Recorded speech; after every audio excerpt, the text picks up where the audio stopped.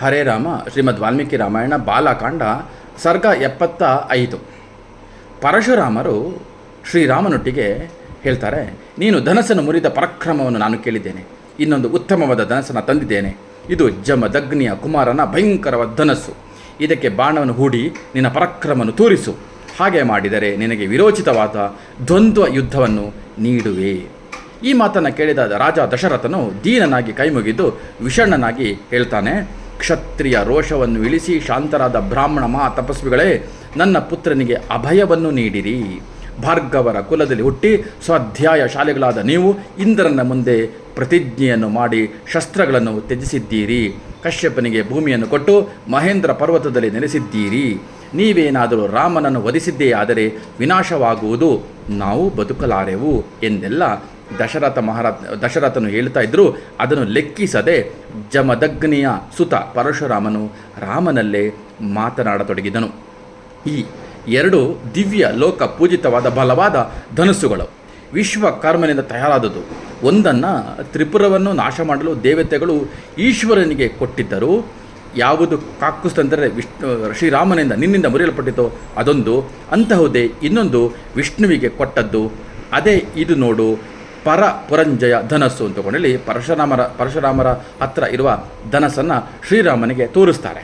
ಒಮ್ಮೆ ದೇವತೆಗಳು ಪಿತಾಮಹನಲ್ಲಿ ಕೇಳಿದರು, ಶಿತಿಕಂಠ ಮತ್ತು ವಿಷ್ಣುವಿನಲ್ಲಿ ಯಾರು ಬಲಶಾಲಿಗಳು?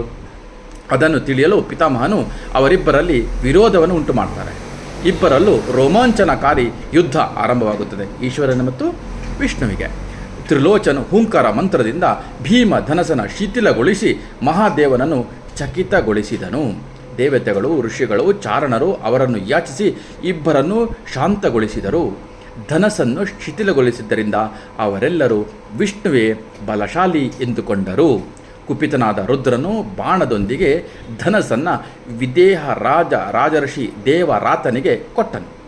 ರಾಮ ಈ ವೈಷ್ಣವ ಪುರಂಜಯ ಧನಸ್ಸನ್ನು ನ್ಯಾಸಪೂರ್ವಕವಾಗಿ ವಿಷ್ಣುವು ಭೃಗುವಂಶಿ ಋಚೀಕನಿಗೆ ನೀಡಿದರು.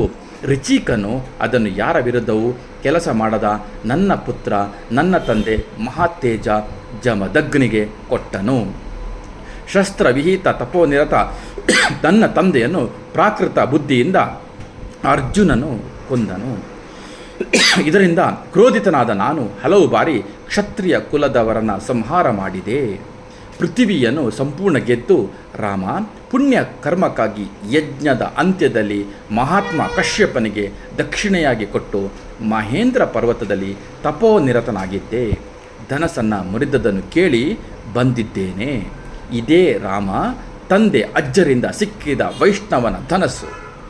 ಕ್ಷತ್ರ ಧರ್ಮದ ಪಾಲನೆಗಾಗಿ ಇದನ್ನು ಹಿಡಿ, ಬಾಣಗಳನ್ನು ಹೂಡು, ನಾನು ನಿನ್ನೊಡನೆ ದ್ವಂದ್ವ ಯುದ್ಧ ಮಾಡುವೆನು ಎಂದರು.